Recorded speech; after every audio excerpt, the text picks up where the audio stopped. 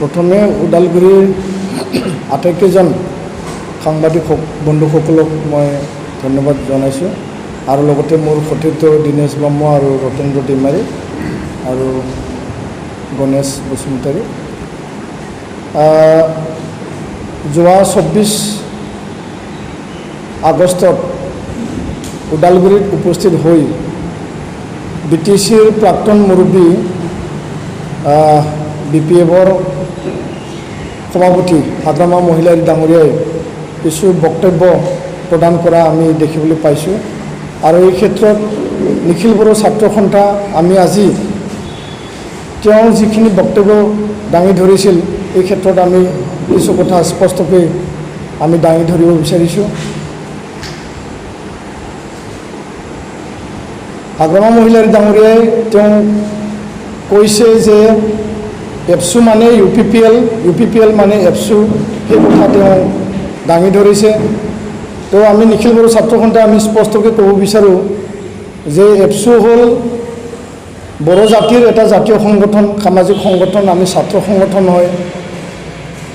এপছুৰ দীঘলীয়া এটা ইতিহাস আছে, সংগ্ৰামী সংগঠন হিচাপে, গণতান্ত্ৰিক শান্তিপূৰ্ণ সংগ্ৰাম কৰা সংগঠন হিচাপে। আৰু এই সংগঠনত প্ৰয়াত উপেন ব্ৰহ্ম ডাঙৰীয়া, যাক আমি বডোফা বুলি সদায় সন্মান জনাওঁ, আৰু লগতে বহুখিনি আমাৰ জ্যেষ্ঠ নেতাবিলাক এই সংগঠনত সন্মান সহকাৰে বড়ো জাতি উত্তৰণৰ কাৰণে কাম কৰি গৈছে। আৰু আজি তাৰিখত তেওঁ ৰাজনীতিক যি ৰং সানিব বিচাৰিছে সেই কথাক আমি ধিক্কাৰ দিছোঁ, গৰিহণা দিছোঁ। আৰু তেনে মন্তব্য যাতে ভৱিষ্যতে এপছুক লৈ পেলাই যাতে তেওঁ নকৰে বা তাৰ পৰা তেওঁ যাতে বিৰত থাকে সেই কথা আমি তেওঁক সকীয়াই দিছোঁ। UPPL এটা ৰাজনৈতিক সংগঠন হয়, এইটো বিভিন্ন দল সংগঠন মিলি পেলাই UPPL দলক জন্ম দিয়া হৈছিল, এটা ৰাজনৈতিক সুস্থিৰ এটা বাতাবৰণ সৃষ্টি কৰিবৰ কাৰণে বা ৰাজনৈতিকভাৱে আমাৰ যিখিনি অধিকাৰ এইটো পোৱাৰ কাৰণে। তো UPPL এটা নিজা সংবিধান আছে, এইটো ৰাজনৈতিক দল, সকলো জাতি জনগোষ্ঠীক লৈ পেলাই UPPL দল গঠন কৰা হৈছে। আৰু নিখিল বড়ো ছাত্ৰ সন্থা বড়ো জাতিৰ উন্নয়ন, বড়ো জাতিৰ শিক্ষা দীক্ষা আৰ্থ সামাজিক ভূমি সকলো অধিকাৰক সামৰি পেলাই নিখিল বড়ো ছাত্ৰ সন্থাৰ জন্ম লাভ হৈছে। তো আজি তাৰিখত UPPL এইবেলি নিৰ্বাচনত নামিছে। UPPLে BTR যি BTC নিৰ্বাচন হ'বলৈ গৈ আছে তাত সক্ৰিয় ভূমিকা তেওঁলোকে 40টা সমষ্টিত প্ৰাৰ্থীটো আগবঢ়াইছে। কিন্তু নিখিল বড়ো ছাত্ৰ সন্থা আমি এই ইলেকশ্যনত আমি সক্ৰিয়ভাৱে আমি ডাইৰেক্টলি কোনো কেণ্ডিডেট আমি প্ৰক্ষেপ কৰা নাই, কাৰণ আমি ছাত্ৰ সংগঠন, আমি জাতীয় সংগঠন। আৰু UPPL ৰাজনৈতিক দলক আমি ইয়াৰ কাৰণে সমৰ্থন জনাইছোঁ, সহায় কৰিছোঁ, কিয়নো এই UPPL ৰাজনৈতিক দলত BTR চুক্তি স্বাক্ষৰকাৰী যি শান্তি চুক্তি হৈ গ'ল 27 জানুৱাৰী 2020ত, তাত প্ৰমোদ বড়ো ডাঙৰীয়া, গোবিন্দ বসুমতাৰী ডাঙৰীয়া, BR ফেৰেংগা, আমাৰ জ্যেষ্ঠ নেতা ৰঞ্জুৰা নাৰ্জাৰী, UG ব্ৰহ্ম ডাঙৰীয়া তেওঁলোকে ইয়াত কাম কৰি আছে। আৰু তেওঁলোকে এই BTR চুক্তি সম্পাদনৰ কাৰণে সকলো প্ৰচেষ্টা অব্যাহত ৰাখি NDB আৰু এপছুৰ নেতৃত্বত BTR যি চুক্তি হৈ গ'ল শান্তি চুক্তি, সেই শান্তি চুক্তিৰ যিখিনি দফা আখৰে আখৰে ৰূপায়ণ কৰাৰ কাৰণে 100% ৰাইজক ৰূপায়ণ কৰি সুবিধা অধিকাৰ বা সম উন্নয়ন সম অধিকাৰ দিবৰ কাৰণে UPPL দলে আজি মূল এজেণ্ডা বিষয়বস্তু হিচাপে তেওঁলোকে আগবাঢ়িছে। তো এপছুৰ আজি তাৰিখত শিক্ষা আৰ্থ সামাজিক সকলো দিশৰ মানে কামৰ লগতে BTR চুক্তি ৰূপায়ণ আজি তাৰিখত এপছুৰ টপ এজেণ্ডা হয়, নাম্বাৰ 1 এজেণ্ডা হয়। কাৰণ এই BTR চুক্তি ৰূপায়ণ হ'লে ইয়াত পূৰ্ণাংগভাৱে শান্তি প্ৰতিষ্ঠা হ'ব, ৰাইজৰ উন্নয়ন হ'ব, অনুষ্ঠান প্ৰতিষ্ঠান ইয়াত আহিব, অধিক অধিকাৰ অধিক সম্প্ৰসাৰণ যিহেতু BTRত আছে এইটো আমি পাবলৈ সক্ষম হওঁ। তো ইয়াৰ কাৰণে UPPL ৰাজনৈতিক দলক আমি সমৰ্থন জনাইছোঁ, এই কথা সঁচা। কিন্তু এপছু ৰাজনৈতিক দল নহয়, এপছু UPPL নহয়, আৰু UPPL এপছু নহয় বা UPPL ছাত্ৰ সংগঠন নহয়। এই ৰাজনৈতিকভাৱে কাম কৰিবৰ কাৰণে সকলো জাতি জনগোষ্ঠীক সামৰি পেলাই ৰাজনৈতিক দল হিচাপে তেওঁলোকে এই নিৰ্বাচনত তেওঁলোকে আগভাগ লৈছে। আৰু পৰিৱৰ্তনৰ কাৰণে, BTR চুক্তিৰ কাৰণে, ভাল প্ৰশাসনৰ কাৰণে তেওঁলোকে শ্লোগান দি পেলাই ৰাইজৰ সমৰ্থন তেওঁলোকে পাবলৈ সক্ষম হৈছে। তো এই যি সমৰ্থন, সেই সমৰ্থনটো দেখি হাগ্ৰামা মহিলাৰী ডাঙৰীয়া আজি হতাশাত ভুগিছে, তেওঁ ফ্ৰাষ্ট্ৰেশ্যনত ভুগিছে। যিহেতু দুটা তেওঁ যি প্ৰচেষ্টা আছিল কাৰ্যকাল 27 এপ্ৰিলত উকলি যোৱাৰ পিছত তেওঁ এলায়েন্স চৰকাৰ থকাৰ কাৰণে ৰাজ্য চৰকাৰক তেওঁলোকে আহ্বান জনাইছিল যে আমাক 6 মাহ এক্সটেনশ্যন কৰি দিব লাগে। তো ৰাজ্য চৰকাৰে বা আমাৰ মহামান্য ৰাজ্যপালে এইটো অনুমতি নিদিয়াকৈ মহামান্য যি ৰাজ্যপাল ডাঙৰীয়া তেওঁ সাংবিধানিক মুৰব্বী হিচাপে সাংবিধানিকভাৱে তেওঁ 6 মাহ কাৰ্যকাল বৃদ্ধি নকৰাকৈ নিজৰ অধীনত ৰাজ্যপাল শাসন আনিছে। আৰু এইটো চৰকাৰ উকলি যোৱাৰ পিছত চৰকাৰ হেৰুৱাৰ পিছত তেওঁ হতাশাত ভুগিল। দ্বিতীয় হতাশাত ভুগিল যে তেওঁলোকে কৈ আছিল ৰাইজক আৰু নিজৰ কৰ্মকৰ্তাসকলক কৈ আছিল যে আমি মহামান্য আদালতত যাম, হাইকোৰ্টত যাম, তাতে আমি 6 মাহ আমাৰ মহামান্য আদালতে আমাক 6 মাহ এক্সটেনশ্যন দিব, আপোনালোকে ধৈৰ্য ধৰক। আৰু 1-1.5 মাহ পিছত ইয়াৰো ৰিজাল্ট আহিল। মহামান্য যি আদালত আছে হাইকোৰ্ট তেওঁলোকে ৰায়দান দিলে যে কোনো কাৰণত 6 মাহ বৃদ্ধি কৰা নহয়, ৰাজ্যপাল শাসন অবৈধ নহয়, ই বৈধ হয় আৰু এইটো সাংবিধানিকভাৱে কৰা হৈছে। তাৰপিছত তেওঁ কোৱাৰ্টাৰ ফাইনেল ছেমি ফাইনেল তেওঁলোকে হাৰিছে আৰু এতিয়া ফাইনেল খেলিবলৈ গৈ আছে। যি দলে কোৱাৰ্টাৰ ফাইনেল ছেমি ফাইনেলত হাৰে ই আৰু কি ফাইনেল খেলিব, কাৰণ দুটা খেল তেওঁ অলৰেডি হাৰিল। তো এই দুটা যিখিনি খেল তাত হাৰাৰ কাৰণে সি আজি হতাশাত ভুগি পেলাই এপছুক টাৰ্গেট কৰি পেলাই তেওঁ বক্তব্য প্ৰদান কৰিছে। ৰাজনৈতিক দলে আন ৰাজনৈতিক দলক বক্তব্য প্ৰদান কৰা, তেওঁলোকৰ তৰ্ক বিতৰ্ক কৰা, তেওঁলোকে ডিবেট কৰা, তেওঁলোকে যুক্তি আৰ্গুমেণ্ট দিয়া, এইবিলাক কথা ৰাজনৈতিক যি ডেমক্ৰেচি গণতান্ত্ৰিক দেশত এইবিলাক চলে, নিৰ্বাচনৰ সময় এইবিলাক চলে। ইয়াত আমাৰ ক'ব লগা নাই। BPFে UPPLক ক'ব, UPPLে BPFক ক'ব বা অন্য দলবিলাককো ক'ব, তাত আমাৰ ক'ব লগা নাই। এপছুৰ ইয়াত কোনো বক্তব্য প্ৰদান কৰিব লগা নাই। কিন্তু ৰাজনৈতিক দলৰ লগত এপছুক সামৰি পেলাই যিবিলাক বক্তব্য প্ৰদান কৰিছে, কাৰণ আমাৰ সেই সংগঠনৰ এটা মৰ্যাদা আছে আৰু হাগ্ৰামা মহিলাৰ এই মৰ্যাদাটো তেওঁ জানে, কিন্তু তেওঁ উদ্দেশ্য প্ৰণোদিত হৈ পেলাই আমাক টাৰ্গেট কৰি ৰাজনৈতিক ক্ষেত্ৰত লাভালাভ পাব এই কথাটো ভাবি পেলাই তেওঁ কৈছে। তেওঁৰ কথাত কোনো নতুনত্ব নাই, তেওঁ কোনো নতুন প্ৰতিশ্ৰুতি নতুন এজেণ্ডা লৈ পেলাই যিহেতু কোনো কথা আজি তাৰিখত তেওঁ পলিচি নাই, তেওঁ যিহেতু প্ৰতিশ্ৰুতি ৰাইজক দিব নোৱাৰে, সেইকাৰণে তেওঁ আজি তাৰিখত এই হতাশাত ভুগি এইবিলাক কথা কৈছে। দ্বিতীয় কথাটো হ'ল যে BTR চুক্তি ভেলুলেছ বুলি কৈছে তেওঁ। BTR চুক্তি স্বাক্ষৰ কৰাৰ সময়ত সন্মানীয় গৃহমন্ত্ৰী ডাঙৰীয়া অমিত শ্বাহৰ লগত তেওঁ উইটনেছ হিচাপে সাক্ষী হিচাপে আছিল।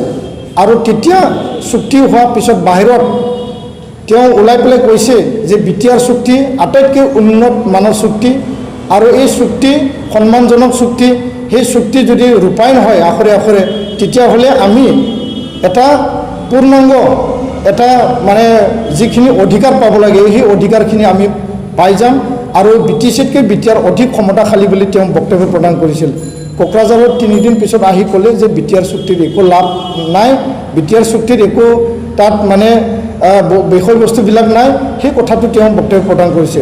তো আজি তাৰিখত BTR চুক্তিৰ দ্বাৰা এই BTR অঞ্চলত বসবাস কৰা যি 32 লক্ষ জনসাধাৰণ তেওঁলোকে অধিক ক্ষমতা পাবলৈ সক্ষম হৈছে। আজি এই চুক্তিৰ যোগেদি এটা কমিশ্যন গঠন কৰা হ'ব। সেই কমিশ্যনত আমি বিচৰা ধৰণে বড়ো অধ্যুষিত অঞ্চল শোণিতপুৰ আৰু বিশ্বনাথৰ বড়ো অধ্যুষিত অঞ্চল ইয়াতে অন্তৰ্ভুক্ত হ'ব। লগতে আমাৰ দক্ষিণ প্ৰান্তত থকা যিখিনি বড়ো অধ্যুষিত অঞ্চল এইটো আহিব। ইয়াত এটা দফা সংযোজন কৰা হৈছে। ইয়াত বড়ো অনাবড়ো এটা পৰিৱেশ আছিল, কাৰণ হাগ্ৰামা মহিলাৰীয়ে ভালকৈ শাসন কৰিব জনা নাছিল। তেওঁ ৰাইজক যেনেকুৱা বৈষম্য কৰিলে যে 10খন গাঁৱত যদি আমাৰ মাইনৰিটি থাকে বা কোচ ৰাজবংশী থাকে বা অসমীয়া বা কোনোবা আদিবাসী চাওতাল থাকে, এখন গাঁও তাত যদি বড়ো থাকে তাতে VCDC চেয়াৰমেনটো বড়ো বনাই দিছিল। সেই বৈষম্যটো তেওঁ কৰি আহিছে। চাকৰি বাকৰি নিয়োগৰ ক্ষেত্ৰতো সি বৈষম্য কৰিছে, যাৰ কাৰণে হীৰা হৰিণাৰ নেতৃত্বত, যোগেশ কলিতাৰ নেতৃত্বত বড়ো অনাবড়ো সৃষ্টি হৈছে। হয়, ইয়াতে আন্দোলন আছিল, বড়ো আন্দোলন, সুকীয়া ৰাজ্যৰ কাৰণে আন্দোলন আছিল, সশস্ত্ৰ সংগ্ৰাম আছিল। সেই সশস্ত্ৰ সংগ্ৰাম আৰু আন্দোলনক কিছুমানে বেয়া পায়ো বড়ো অনাবড়ো এটা ৰাজনীতি তাত তৈয়াৰ কৰিছিল। তো এই ক্ষেত্ৰত এইটো এটা পৰিৱেশ আছিল। কিন্তু BTR চুক্তি হোৱাৰ পিছত এই বড়ো অনাবড়ো পৰিৱেশ এতিয়া নাই। এতিয়া ইয়াতে পূৰ্ণাংগ শান্তি স্থাপন হৈছে আৰু এই যিবিলাকে গাঁও কৰ্তন কৰিব লাগে বুলি কৈছিল, BTC বাতিল কৰিব লাগে বুলি কৈছিল, সেই অঞ্চলটো সেই ৰাইজে আচলতে কি বিচাৰে, আচলতে তেওঁলোকে কৰ্তন বিচাৰে নেকি, সেই কথাটোলৈ মনত ৰাখি ৰাজ্য চৰকাৰ কেন্দ্ৰীয় চৰকাৰে এটা দফা ৰাখিছে যে যদি কোনোবা বিচাৰে কমিশ্যনক তেওঁলোকে আপত্তি কৰিব পাৰে, দৰখাস্ত কৰিব পাৰে। এইটো বিবেচনা কৰি পেলাই তেওঁলোকে গাঁও কৰ্তন কৰা যোগ্য না অযোগ্য বা কৰ্তন কৰা উচিত না অনুচিত সেই কথাটো চাব। কোনোবা বিচাৰিলে কৰ্তন কৰিব, কোনোবা নিবিচাৰিলেও কৰ্তন কৰিব, এই কথা কেতিয়াও হ'ব নোৱাৰে। তো ইয়াৰ কাৰণে এইটো অধিক সম্প্ৰসাৰণ ইয়াত কৰা হৈছে। 40টাৰ পৰা 60টা ইয়াত সমষ্টি হ'ব, 4টা জিলাৰ পৰা 10টা প্ৰপ'জ ইয়াতে জিলা হ'ব, 7টা নতুন বিভাগ ইয়াতে পাবলৈ সক্ষম হৈছোঁ। DC SP আজি ল এণ্ড অৰ্ডাৰটো চোৱাটো চাবই, তাৰ লগতে উন্নয়নমূলক কাম কাজত DCয়ে চাব। SP আৰু DC যিখিনি নিয়োগ আৰু বদলীকৰণ তাত অলপ ক্ষমতা যিখিনি গৃহ বিভাগত আছিল এইটো আমাক অধীনত দিয়া হৈছে কিছু আংশিকভাৱে। আৰু লগতে ফাইনেন্সটো আৰ্টিকল 280 যোনটো আমি কৈ আছিল যে ডাইৰেক্ট ফাণ্ডিং লাগে, আৰ্টিকল 280 এমেণ্ডমেণ্ট কৰি পেলাই সংশোধন কৰি পেলাই ভাৰত চৰকাৰৰ পৰা BTRত ডাইৰেক্ট ফাণ্ডিং হ'ব। ইয়াৰ লগতে আপোনাৰ ভিলেজ কাউন্সিল যোনটো VCDC তাত ডাইৰেক্ট ফাণ্ডিং হ'ব, মিউনিচিপাল কাউন্সিল তাত ডাইৰেক্ট ফাণ্ডিং হ'ব। সেইটো কৰিবলৈ এইটো ৰূপায়ণ হ'ব লাগিব। তাৰ লগতে 5 বছৰত 100 কোটিকৈ 500 কোটি BTCয়ে এই চুক্তিৰ সময়ত পাইছিল আৰু আজিৰ তাৰিখত আমি পাবলৈ সক্ষম হৈছোঁ 3 বছৰত 1500 কোটি টকা, বছৰত 500কৈ 1500 কোটি টকা, কেন্দ্ৰীয় চৰকাৰৰ 250 আৰু ৰাজ্য চৰকাৰৰ 250। তো এইটো মূল যি মতা বিষয় সেই মতা বিষয়বিলাক এইবিলাক আছে। তো তাৰ বাদেও এখন ৰাজ্যৰ সমপৰ্যায়ত যিখিনি শিক্ষা অনুষ্ঠান প্ৰতিষ্ঠান কাৰিকৰী অনুষ্ঠান আমি পাবলৈ সক্ষম হৈছোঁ, সেই দিশটো যদি চাবলৈ যায় BTR আমি মিজোৰামৰ দ্বিতীয় শান্তিপ্ৰিয় এটা অঞ্চল হিচাপে এতিয়া বিবেচিত হ'বলৈ গৈ আছে। মিজোৰাম অশান্ত আছিল, লালডেংগা আৰু জোৰামথাঙাহঁতে সশস্ত্ৰ সংগ্ৰাম চলাইছিল, মিজোৰাম ৰাজ্য গঠন কৰা হ'ল। হয়, আমি ৰাজ্য পোৱা নাই, এইটো 6 শিডিউল আধাৰতে 6ষ্ঠ অনুসূচিত যি সংশোধিত ইয়াৰ আধাৰতে BTRটো গঠন কৰা হৈছে সাংবিধানিকভাৱে। আৰু 6ষ্ঠ অনুসূচিত হোৱা সত্ত্বেও আমি আজি 4খন বিশ্ববিদ্যালয় আমি পাবলৈ সক্ষম হৈছোঁ। বড়োফাৰ নামৰ কেন্দ্ৰীয় বিশ্ববিদ্যালয়, ট্ৰাইবেল ইউনিভাৰ্চিটি এটা কেম্পাছ আমি পাবলৈ সক্ষম হৈছোঁ, নেশ্যনেল স্পৰ্টছ ইউনিভাৰ্চিটি আমি ইয়াত পাবলৈ সক্ষম হৈছোঁ, অৰ্গেনিক ইউনিভাৰ্চিটি আমি ইয়াত পাম, 4খন মেডিকেল কলেজ আমি regional institute of medical science যোনটো এইমছ পৰ্যায়ৰ সমপৰ্যায়ৰ হয়, নাৰ্ছিং এণ্ড পাৰামেডিকেল কলেজ আমি ইয়াত পাইছোঁ। ইয়াৰ লগতে কেঞ্চাৰ আৰু মেডিকেল হস্পিটেল ইয়াতে লিখা আছে, ভেটেনাৰী কলেজ ইয়াতে লিখা আছে, মেনেজমেণ্টৰ কাৰণে ইয়াতে লিখা আছে, livelihood management, hotel management, tourism management আৰু লগতে কাৰিকৰী শিক্ষা অনুষ্ঠান হিচাপে ইনষ্টিটিউট অফ নেশ্যনেল ইম্পৰ্টেঞ্চ হিচাপে নেশ্যনেল ইনষ্টিটিউট অফ টেকন'লজি আমি পাবলৈ সক্ষম হৈছোঁ, পলিটেকনিক। বিভিন্ন জাতি জনগোষ্ঠীক সামৰি ইয়াত বড়ো অনাবড়ো কথা হাগ্ৰামা ডাঙৰীয়াই আনিছে। ইয়াত বড়ো অনাবড়ো BTR চুক্তিৰ পিছত তেনেকুৱা কোনো বিষয়বস্তু এতিয়া বাচি নাথাকিল। যিবিলাকে অনাবড়ো সংগঠন কৰিছিল তেওঁলোকৰ মুখো আজি বন্ধ হৈ আছে, কাৰণ এই চুক্তিত সকলোৰে উন্নয়নমূলক কাম কাজ অধিকাৰ ক্ষমতা ইয়াত দিয়া হৈছে। আজি যিবিলাক শিক্ষা অনুষ্ঠান এইবিলাক বড়ো নামত লিখি অনা নাই, তাত মাত্ৰ 10,000 20,000 ছাত্ৰ ছাত্ৰী বড়ো মাত্ৰ পৰিব এনেকুৱা নহয়। এইটো ৰাষ্ট্ৰীয় পৰ্যায় ৰাজ্যিক পৰ্যায়ত যেনেকুৱা নিয়ম আছে, ৰিজাৰ্ভেশ্যন পলিচি আছে, এনেকুৱাই চলিব। তাতে যিখিনি নিয়োগ এপইণ্টমেণ্ট হ'ব, ঝাৰুৱালা, চাফাইৱালা, কেৰাণী, চকীদাৰ পৰা প্ৰফেচাৰ, ডাক্তৰ, ইঞ্জিনিয়াৰ সকলো ৰিজাৰ্ভেশ্যন পলিচি মতেই পাব। তো তাত ক'ত বড়ো আৰু অনাবড়োৰ কাৰণে তাত ভাগ কৰা আছে। আজিৰ তাৰিখত এই চুক্তিত ডক্টৰ ভূপেন হাজৰিকাৰ নামত অনুষ্ঠান ৰখা হৈছে, বিৰচা মুণ্ডা নামত চান্তাল আদিবাসীৰ কাৰণে অনুষ্ঠান ৰখা হৈছে, গোৰ্খাসকলৰ কাৰণে গোৰ্খা ভৱন ৰখা হৈছে, আৰু বীৰ চিলাৰায়ৰ নামত কোচ ৰাজবংশী জাতিক সন্মান কৰি পেলাই ইয়াত অনুষ্ঠান ৰখা হৈছে। আৰু সকলো অনুষ্ঠান প্ৰতিষ্ঠান ইয়াতে সংযোজিত কৰি পেলাই ইয়াত যে জাতি জনগোষ্ঠী বসবাস কৰি আছে, ইয়াত যে খালি বড়ো নাই, ইয়াত যে খালি ট্ৰাইবেল নাই, নন ট্ৰাইবেলো আছে, সকলোকে সামৰি পেলাই এই ব্যৱস্থাটো ইয়াতে কৰা হৈছে। তো আমি ইয়াত কোনো এটা এনেকুৱা বিষয়বস্তু দেখা নাই য'ত নেকি ইয়াতে বড়োকহে অধিক ক্ষমতা দিব, নন বড়োক অধিক ক্ষমতা নিদিব। তেওঁ কমিউনেল ভাষা কৈছে যে ইয়াত বড়ো আৰু অনাবড়োৰ মানে সংঘাত সৃষ্টি হ'ব এই চুক্তিৰ পিছত। আজিৰ তাৰিখত আমি এই পক্ষটো আমি দেখা নাই। আৰু এই কথাবিলাক কৈ পেলাই BTR চুক্তি ভেলুলেছ, ইয়াত বড়ো অনাবড়ো সংঘাত আহিব, বড়োসকলকে অধিক ক্ষমতা দিছে, সেই বিষয়টো আনি পেলাই তেওঁ গৃহমন্ত্ৰী ডাঙৰীয়াক অসন্মান কৰা হৈছে। প্ৰধানমন্ত্ৰী ডাঙৰীয়া কোকৰাঝাৰত আহিছে BTR চুক্তি ৱেলকাম চেৰিমনি, তাত 8-9 লাখ মানুহ হৈছে। তো ভাৰতৰ সন্মানীয় প্ৰধানমন্ত্ৰী নৰেন্দ্ৰ মোদীক তেওঁ অসন্মান কৰা হৈছে, চৰকাৰত থাকি, চৰকাৰৰ মুৰব্বী হৈ, এলায়েন্সত থাকি।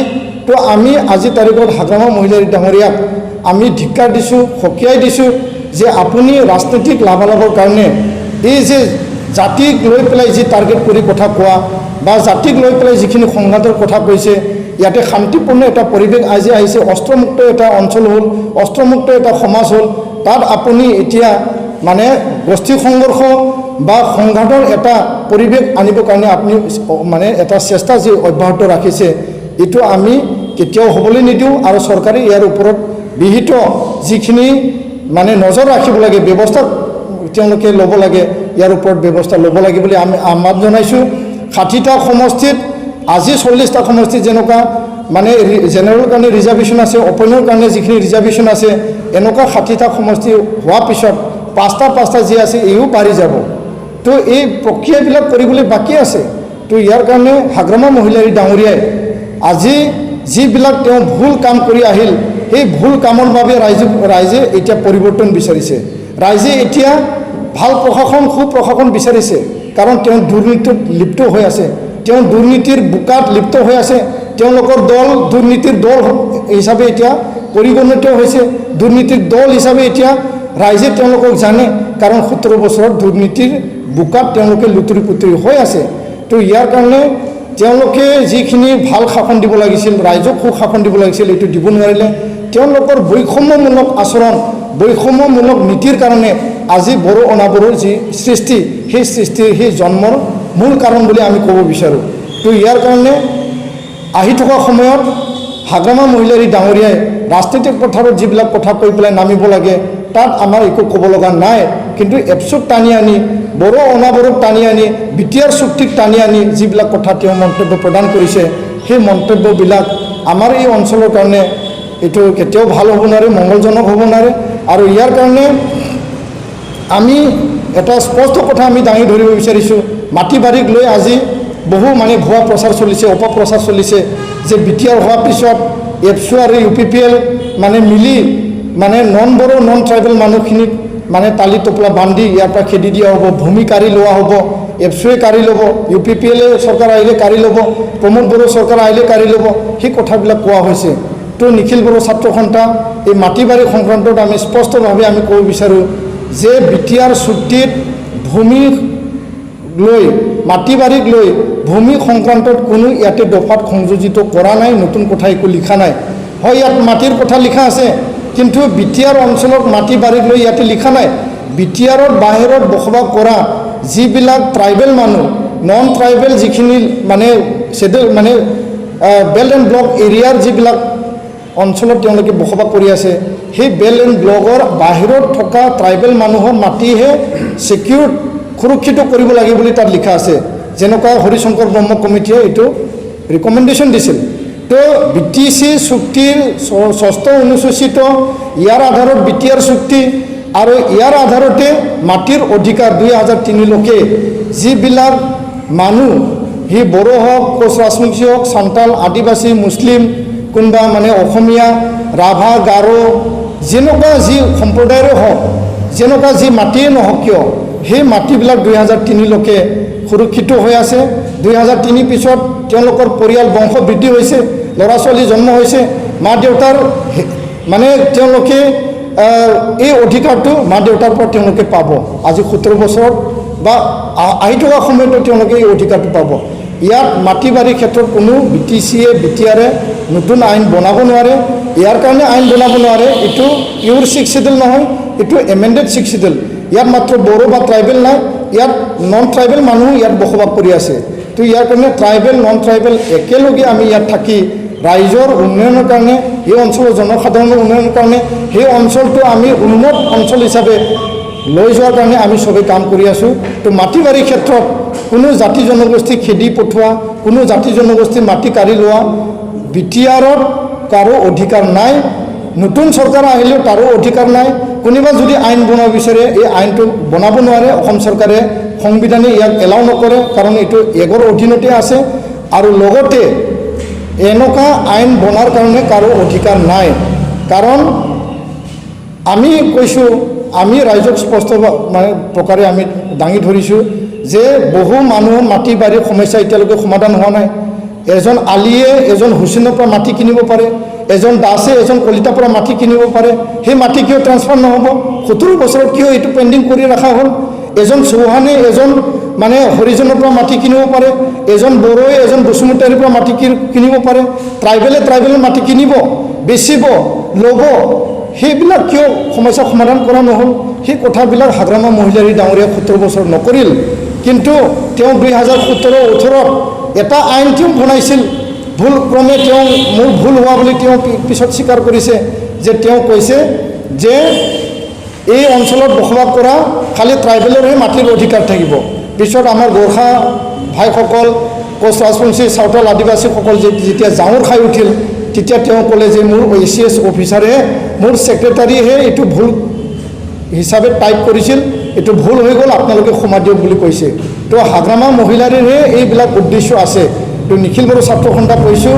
মাটি বাৰী সমস্যা গৰাখহনীয়া বানপানীত মাটিবিলাক যা হ'ল বিভিন্ন ৰাইডৰ ডিছপ্লেচমেণ্ট হৈ গ'ল মাটি বাৰী নাইকিয়া হৈ গ'ল সেই ভূমিহীন মানুহবিলাকক মাটি বাৰী দিয়াৰ কাৰণে BTR চৰকাৰী দায়িত্ব লওক সেই কথাকে আমি কৈছোঁ মাটি বাৰী যিমান সমস্যা আছে এইটো সমাধান কৰক সেই কথাকে আমি কৈছোঁ তো ইয়াৰ কাৰণে আজি তাৰিখত আমি স্পষ্ট কৰিছোঁ যে হাগ্ৰামা মহিলাৰী ডাঙৰীয়া যিবিলাক বক্তব্য প্ৰদান কৰিছে সেই বক্তব্যৰ কোনো যুক্তিযুক্ততা নাই তেওঁ এই হতাশাত ভুগি পেলাই এই বক্তব্যবিলাক প্ৰদান কৰিছে ই কৈছে যে BTR চুক্তি বড়ো জাতিক ধ্বংস কৰিব BTR চুক্তিত মানে বড়ো জাতিৰ কাৰণে একো লিখা নাই আনপিনিদি একে সময়তে তেওঁ কৈছে যে BTR চুক্তিয়ে মানে নন ট্ৰাইবেল নন বড়ো সকলক মানে ধ্বংস কৰিব বা নন ট্ৰাইবেল সকলক আৰু নন বড়ো মাজত সংঘাত আনিব তাৰমানে কথাটো তেনেকুৱা তাৰ উত্তৰ ক'ত আছে আমি বিচাৰি পোৱা নাই কাৰণ তেওঁ কৈছে বড়োসকলক ধ্বংস কৰিব আৰু আনপিনিদি কৈছে যে বড়ো নন বড়ো মাজত সংঘাত সৃষ্টি হ'ব তাৰমানে এই চুক্তিয়ে কাক লাভ কৰিবলৈ গৈ আছে এই চুক্তি কাৰ কাৰণে তেওঁ যেহেতু ইয়াত উইটনেছ আছিল তেওঁ এই চুক্তিক পঢ়িছে তেওঁ এই চুক্তিক বাধা দিবৰ কাৰণে দিল্লীত এসপ্তাহ ধৰি বা পাতি আছিল এবাৰ কৈছিল যে চুক্তি হ'লেও NDBৰ গোবিন্দ গ্ৰুপে সাইন নকৰিব এবাৰ কৈছে চুক্তি হ'লেও এফচুয়ে সাইন কৰিব মানে নোৱাৰিব আৰু সাইন কৰিব দিব নালাগে সেই বাধা দি দিল্লী দিছপুৰ সেই বাধা দি নোৱাৰা কাৰণে সদশেষত ভাৰত চৰকাৰ অসম চৰকাৰে সিদ্ধান্ত ল'লে যে উত্তৰ পূবত মিজোৰামৰ পিছত এটা যদি শান্তি স্থাপন কৰিব লাগে BTR চুক্তি বা বড়ো শান্তি চুক্তি কৰাটো অতিকৈ প্ৰয়োজনীয় বুলি তেওঁলোকে এইটো সিদ্ধান্ত লৈছে তো আজি তাৰিখত 6 শিডিউল যি মানে এৰেঞ্জমেণ্ট ব্যৱস্থা সেই ব্যৱস্থাটো ট্ৰাইবেলৰ কাৰণে দিয়া হয় ইয়াত যিখিনি ট্ৰাইবেল বা বড়ো বা ৰাভা গাৰো ইয়াত আছে বিভিন্ন মানে ট্ৰাইবেল সেইবিলাকক 6 শিডিউল সুৰক্ষিত কৰিব আৰু নন ট্ৰাইবেল মানুহখিনিক সুৰক্ষিত কৰিবৰ কাৰণে ইয়াত এমেণ্ডেড 6 শিডিউল হিচাপে ইয়াত প্ৰস্তাৱনাত অনা হৈছে ইয়াক এনাউন্সমেণ্টত অনা হৈছে যাৰ কাৰণে 5টা চিট জেনেৰেল কাৰণে ৰিজাৰ্ভ যাৰ কাৰণে 5টা চিট অপেন কৰি দিয়া হৈছে অসমত যেনেকুৱা ৰিজাৰ্ভেশ্যন পলিচি আছে নেশ্যনেল লেভেলত ৰিজাৰ্ভেশ্যন যেনেকুৱা পলিচি আছে BTRত BTCত এই ৰিজাৰ্ভেশ্যন পলিচি এনেকুৱাই চলি আছে তাত কোনো সালসলনি হোৱা নাই বহু সময়ত হাগ্ৰামায়ে মানে নিজৰ ভাৱমূৰ্তি নিকা কৰিব দেখাবলৈ গৈ পেলাই নিজৰ মানুহ অহংগী ভংগী যিবিলাক ভাই ককায়ৰ পৰিয়ালৰ মানুহ সেইবিলাককহে নিযুক্তি দিয়া আমি দেখিবলৈ পাইছোঁ মিছৰুল মানে অপশাসন ইয়াত আমি দেখিবলৈ পাইছোঁ তো বড়ো জাতিৰ এই চুক্তিৰ দ্বাৰা এটা উন্নত মানত আমি চুক্তি পাইছোঁ বড়ো জাতি ইয়াৰ দ্বাৰা আমি জীয়াই থাকিব পাৰিব আমি এই চুক্তিৰ দ্বাৰা BTR অঞ্চল গঠন কৰা হ'ল BTRৰ বাহিৰত থকা মানুহবিলাকক মানে বড়ো প্ৰচাৰী অট'নমাছ ৱেলফেয়াৰ কাউন্সিল গঠন কৰা হ'ব এতিয়া ইয়াৰ লগতে কাৰ্বি আংলঙত যি ST হিলৰ বিষয় আছিল 2003 চনতে হাগ্ৰামা মহিলাৰী চুক্তিত আছিল 17 বছৰত কংগ্ৰেছ BJPৰ লগত চৰকাৰ থাকিল মন্ত্ৰী থাকিল MP দুজন থাকিল এই কামটো তেওঁলোকে কৰি আনিব নোৱাৰিলে যাৰ কাৰণে ইয়াত লিখা আছে তিনিটা কথা BTR বড়ো প্ৰচাৰী welfare autonomous council Karbi Anglong ST হিলৰ বিষয় আৰু আপোনাৰ বেংগল মেঘালয় বিভিন্ন ৰাজ্যত থকা ভাৰতৰ দেশৰ ভিতৰত সেই মানুহবিলাকক সুৰক্ষিত কৰিবৰ কাৰণে ভাষা কলা সংস্কৃতি মাটি বাৰী চেণ্টাৰ অফ এক্সেলেঞ্চ গঠন কৰা হ'ব তো এই চুক্তিৰ দ্বাৰা ভাৰতবৰ্ষত বসবাস কৰা সকলো বড়ো জনগোষ্ঠী একেলগে এটা কম্প্ৰিহেনচিভ পেকেজ হিচাপে আজি পাবলৈ সক্ষম হৈছোঁ তাত ক'ত লিখা আছে যে বড়ো জাতিৰ ক্ষতি হ'ব তাত ক'ত লিখা আছে যে বড়ো জাতিৰ ইয়াতে অন্যায় হৈছে কাৰণ BTRত বড়ো মানুহ থাকিব নন বড়োও থাকিব বড়ো কছাৰী অধ্যুষিত যি বড়ো অধ্যুষিত অঞ্চল ইয়াত বড়ো কছাৰী ৱেলফেয়াৰ কাউন্সিল গঠন কৰা হ'ব। কাৰ্বি আংলঙৰ বিষয়টো ইয়াত সংযোজিত কৰা আছে। তো আমি দেখি পোৱা নাই যে ইয়াতে কি মানে বেয়া কথা লিখা আছে। তেওঁ আমাক উনুকিয়াই দিয়ক যে এইটো দফাটো ভাল নহয়। আমাৰ NDFB কেডাৰসকলৰ কাৰণে যিবিলাক শ্বহীদ পৰিয়াল 5 লাখ টকা দিয়াৰ কথা আছে, যিবিলাক কেডাৰ তেওঁলোকক কেছ উইথড্ৰ কৰা হ'ব 9.4ত লিখা আছে, যিবিলাক কেডাৰ লিডাৰ 9.2ত লিখা আছে তেওঁলোকক কেন্দ্ৰীয় চৰকাৰৰ ৰিহেবিলিটেশ্যন পেকেজ দিয়া হ'ব। আৰু এই কেডাৰ আৰু ইয়াৰ যিখিনি যুৱক যুৱতী বিটিআৰ অঞ্চলত আমি দাবী কৰিছোঁ যে 10,000 স্পেচিয়েল ৰিক্ৰুটমেণ্ট ইয়াত ৰাখিব লাগে। তো তেওঁলোকে লিখিছে যে যিবিলাকে ইচ্ছুক কেডাৰ হওক লিডাৰ হওক আমাৰ নৱপ্ৰজন্ম যিবিলাক যুৱক যুৱতী আৰ্মি পাৰামিলিটাৰী পুলিচ বিভিন্ন মানে ফ'ৰ্চত তেওঁলোকে স্পেচিয়েল ৰিক্ৰুটমেণ্ট ৰেলীৰ দ্বাৰা নিয়োগ কৰা হ'ব বুলি তাত লিখা আছে। তো আমি এনেকুৱা কোনো বিষয়বস্তু দেখা নাই। ইয়াত বড়ো মাধ্যমৰ কাৰণে সুকীয়া সঞ্চালকালয় গঠন কৰা হ'ব আৰু এইটো অনতিপলমে হৈ যাব। এই চুক্তিৰ জৰিয়তে বড়ো ভাষাক অসমৰ সহযোগী চৰকাৰী ভাষা হিচাপে ইয়াত গ্ৰহণ কৰা হ'ব। অসমৰ চৰকাৰী ভাষা অসমীয়া হয়, বড়ো ভাষা 8 শ্বেডিউলত অন্তৰ্ভুক্ত হিচাপে সহযোগী চৰকাৰী ভাষা হ'ব লাগে। ইয়াত আহিছে আৰু বিটিআৰত বড়ো ভাষা চৰকাৰী ভাষা, অসমৰ ৰাজ্যিক ভাষা অসমীয়া ভাষা আৰু ইংৰাজী ভাষা একেলগে ইয়াতে চৰকাৰী ভাষা। তাত কোনটো মাধ্যম কোনটো ভাষাক বেয়া কৰা হৈছে আমি একো দেখা নাই। কাৰণ ইয়াত অসমীয়া মাধ্যম বড়ো মাধ্যম দুয়ো মাধ্যমৰ চৰকাৰী যিখিনি চৰকাৰীকৰণ হ'ব লাগে ভেঞ্চাৰ স্কুল এইবিলাকক মাধ্যম হিচাপে বড়ো মাধ্যম অসমীয়া মাধ্যম বেংগলী মাধ্যম সব মাধ্যমৰ শিক্ষা অনুষ্ঠান চৰকাৰীকৰণ কৰা হ'ব। আৰু লগতে বিটিআৰৰ বাহিৰত অকল বড়ো মাধ্যমৰ মানে স্কুল চৰকাৰীকৰণ কথা লিখা আছে। তো আমি দেখা নাই ইয়াত বড়োৰ কাৰণে ক'ত বেয়া আছে, নন বড়োৰ কাৰণে ক'ত বেয়া আছে। ইয়াত বড়ো আৰু নন বড়ো, ট্ৰাইবেল আৰু নন ট্ৰাইবেল সম অধিকাৰ সম উন্নয়ন আৰু যিবিলাক শিক্ষা অনুষ্ঠান যিবিলাক বিভাগ ইয়াতে ৰেলৱে কোচ ফেক্টৰী হ'ব য'ত নেকি 5,000 মানুহে তাত কাম কৰিব। ITI ভকেশ্যনেল যাৰ চাৰ্টিফিকেট আছে যাৰ এক্সপিৰিয়েঞ্চ আছে। কোনো এই অসমত এনেকুৱা ৰেলৱে কোচ ফেক্টৰী আমি দেখা নাই। মিডিল ইণ্ডিয়াত আছে, সাউথ ইণ্ডিয়াত আছে, কিন্তু আজি উত্তৰ পূবত বিটিআৰ অঞ্চলত ৰেলৱে কোচ ফেক্টৰী হ'ব। এটা বৃহৎ এটা ৱৰ্কশ্বপ কাৰখানা ইয়াতে তৈয়াৰ কৰা হ'ব যাত আমাৰ ল'ৰা ছোৱালীবিলাকে ইয়াত নিয়োগ পাব। তো মই কোনো এটা বিষয়বস্তু তেনেকুৱা দেখা নাই। তো হাগ্ৰামা মহিলাৰী ডাঙৰীয়া এইবিলাক মানে আবল তাবল যি বকিছে এইটো এই প্ৰলাপবিলাক সি হতাশাত ভুগিছে। আৰু তেওঁ যে চৰকাৰ নাহে, তেওঁ ওদালগুৰিৰ কথা কৈছে, বাক্সাৰ কথা কৈছে, কোকৰাঝাৰৰ কথা কৈছে।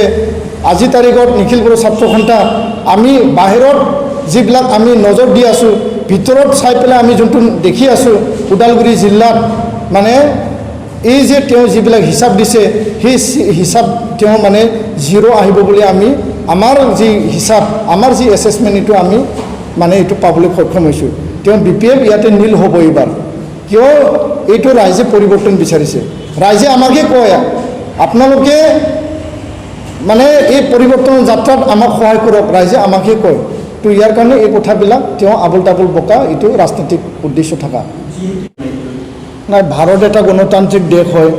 অসম ভাৰত আৰু আমাৰ বিটিআৰ যি ৰিজনেল যি ইয়াত টেৰিটৰিয়েল ৰিজনেল কাউন্সিল আছে তাত ৰাজনৈতিকভাৱে সবে অংশগ্ৰহণ কৰিব পাৰে। ৰাজনৈতিকভাৱে কোন নেতাই কোন মানে সদস্যই কোনটো ৰাজনৈতিক দলক বাছি লয় এইটো নিজস্ব এটা কথা বা নিজৰ এটা এইটো মানে গণতন্ত্ৰত নাগৰিক হিচাপে তাৰ নিজৰ অধিকাৰ। এতিয়া আজি তাৰিখত বিটিআৰ চুক্তি সম্পাদন হোৱাৰ পিছত যিহেতু NDFBৰ প্ৰতিষ্ঠাপক সভাপতি ৰঞ্জন দৈমাৰী ডাঙৰীয়া বা আপোনাৰ গোবিন্দ বসুমতাৰী, ধীৰেন বড়ো, বি চাওৰাইগা একেলগে যৌথভাৱে এই চুক্তিত স্বাক্ষৰিত কৰিছে। তো ইয়াৰ পিছত আজি অঞ্জলি দৈমাৰী ডাঙৰীয়া নি এই যে BPFত যি যোগদান কৰিছে তেওঁ এইটো নিজস্ব কথা। কিন্তু আমি ক'ব বিচাৰোঁ যে এই একেটা মিটিঙতে হাগ্ৰামায়ে অঞ্জলি দৈমাৰী বাইদেৱে তেওঁ ক'লে যে যি চৰকাৰে নাহক কিয় বিটিআৰ চুক্তি আখৰে আখৰে ৰূপায়ণ কৰিব লাগিব। আৰু ইয়াত মানে আমি যিখিনি পালোঁ সেই পোৱাখিনি আমি ভালকৈ আমি কৰি ল'ব লাগিব বা ৰাইজক আমি কৰি দিব লাগিব। সেই কথাটো তেওঁ নিজৰ বক্তব্য প্ৰদান কৰিছে, কথাত কৈছে। তাৰপিছত নামি আহি হাগ্ৰামা মহিলাৰী ডাঙৰীয়াই ক'লে যে বিটিআৰ চুক্তি ভেলুলেছ, এই চুক্তিত একো নাই।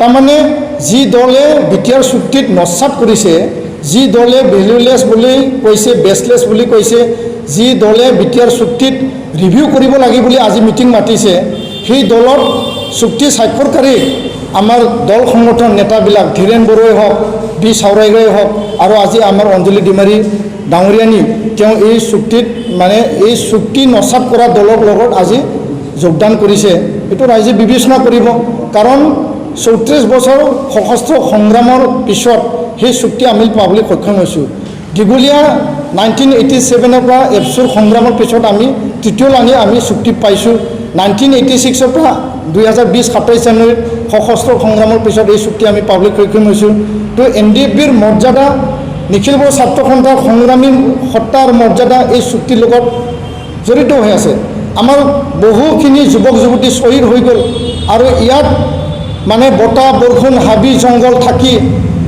নিজক আত্মবলিদান কৰি পেলাই নিজৰ ত্যাগ স্বীকাৰ কৰি পেলাই সংগ্ৰাম কৰি পেলাই এই চুক্তি পাবলৈ সক্ষম হৈছে আজি তাৰিখতো ৰঞ্জন ডিমাৰী জেলত আছে কিয়নো ফাৰ্ষ্ট ট্ৰেক কোৰ্টে তেওঁক চুক্তি হোৱা আগতে জেলত মানে প্ৰেৰণ কৰিলে আৰু যাৰ কাৰণে 9.4 দফাৰ যোগেদি ৰঞ্জন ডিমাৰী ডাঙৰীয়াক জেলৰ পৰা ওলাই অনাটো চবৰে কৰ্তব্য চুক্তি স্বাক্ষৰকাৰী আৰু লগতে নিখিল বড়ো ছাত্ৰ সন্থা আমি এই ক্ষেত্ৰত আমি কাম কৰি আছোঁ যাৰ কাৰণে আমি গৃহমন্ত্ৰী গৃহ সচিব অসমৰ মুখ্যমন্ত্ৰীক আমি লগ ধৰিছোঁ তো আজি তাৰিখত অঞ্জলি ডিমাৰী ডাঙৰীয়ানী বা আপোনাৰ ধীৰেন বড়ো বি চাউৰাইগৰায়ে ৰাজনৈতিকভাৱে নিজৰ লাভালাভৰ কাৰণে যদি BPFত যোগদান কৰিছে এইটো তেওঁলোকৰ সুকীয়া কথা কিন্তু তেওঁলোকে যোনটো চুক্তি কৰিলে সেই চুক্তিক নস্যাৎ কৰিছে আৰু এই চুক্তিক নস্যাৎ কৰা দলৰ ওপৰতে বহি তেওঁলোকে নিৰ্বাচন খেলিছে তাৰমানে নিজৰ চুক্তিক তেওঁলোকে গণ্য কৰে না নাই নিজৰ চুক্তিক তেওঁলোকে সন্মান মৰ্যাদা দিয়ে না নাই সেই কথাহে প্ৰথম প্ৰশ্নত আহিব আৰু এই কথাক লৈ ৰাইজে ইয়াক বিবেচনা কৰিব ৰাইজে ইয়াৰ বিচাৰটো মানে ৰাইজৰ কাঠগড়াত এতিয়া চবে বিচাৰণাৰ দিন প্ৰমোদ বড়ো কি কাৰণ কাম কৰিব আহিছে হাগ্ৰামা মহিলাৰী কি ভুল কাম কৰিল আজি তাৰিখত যিয়ে চৰকাৰ কৰা নাই চৰকাৰ কৰিম বুলি পৰিৱৰ্তনৰ কাৰণে ওলাই আহিছে তেওঁলোকক 100টা প্ৰশ্ন কৰা হয় হাগ্ৰামা মহিলাৰী দুৰ্নীতিত লিপ্ত হ'ল হাগ্ৰামা মহিলাৰী অপশাসন তেওঁ মিছৰুল কৰিলে যাৰ কাৰণে বড়ো অনাবৰৰ সৃষ্টি হ'ল তেওঁ অপশাসনৰ পৰা ৰাইজে উদ্ধাৰ বিচাৰিছে হাগ্ৰামা মহিলাৰীৰ প্ৰশ্ন নকৰে কিন্তু প্ৰমোদ বড়োক প্ৰশ্ন কৰে যে এপছুৰ প্ৰাক্তন সভাপতি প্ৰমোদ বড়ো ডাঙৰীয়া সেইটো কৰিব এইটো কৰিব মাটি কাঢ়ি ল'ব NRCত মানে এক ৰাতিত কমপ্লেইন দিছে এই কথাবিলাকে ৰাইজে এতিয়া বাছি লৈছে আৰু এই সম্পূৰ্ণ ভুৱা প্ৰচাৰ অপপ্ৰচাৰ আৰু এই ভুৱা প্ৰচাৰ অপপ্ৰচাৰ একমাহ থাকিব একমাহ পিছত ইয়াৰ এই যে প্ৰচাৰ সেইটো সম্পূৰ্ণভাৱে নাইকিয়া হৈ যাব আৰু এইটো ইলেকশ্যনৰ এটা ভুৱা প্ৰচাৰৰ এটা পেকেজ হয় এটা ললিপপ হয়